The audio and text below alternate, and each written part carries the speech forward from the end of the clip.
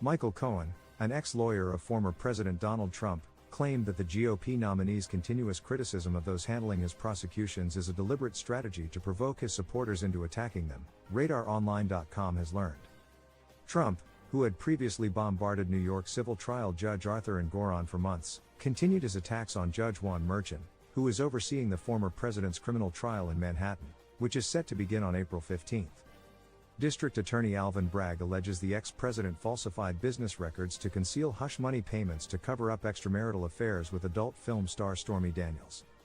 The 77-year-old former president has pleaded not guilty and has repeatedly attacked Merchan and his daughter, doing so by name on Thursday, March 28. During a recent interview with MSNBC's Joy Reid, Cohen tried to portray Trump's line of thinking, telling the host, "I've been treated very unfairly by this judge. Now, this judge is of Mexican heritage. I'm building a wall, okay? The Trump-hating prosecutor in the case, his wife, and family despise me much more than he does. And he decides, I think he's about a 10. They're about a 15 on a scale of 10.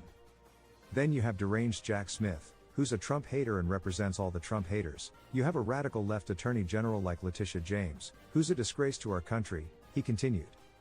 The judges on these cases, they're all Trump haters. Reid asked Cohen, "Michael, what's his goal when he does that?" He answered, "His goal is to fuel up his supporters, for the sole purpose of getting them to act no differently and as stupidly as they did on January 6. His goal is to get them to attack these individuals, these critics of him as often and as frequently as they possibly can, whether it's going to be on social media, whether it'll be through phone calls, whether it will be in person. I mean, that's his goal. Intimidation and witness, it's witness intimidation and it's harassment. This isn't the only legal issue the ex-pres is facing. He is currently charged with 91 counts across 4 separate indictments in D.C., New York, Georgia, and Florida. The charges include solicitation, racketeering, forgery, false statements, obstruction, conspiracy against civil rights and the willful retention of national defense information. He could face up to 300 years behind bars if he's found guilty of every charge.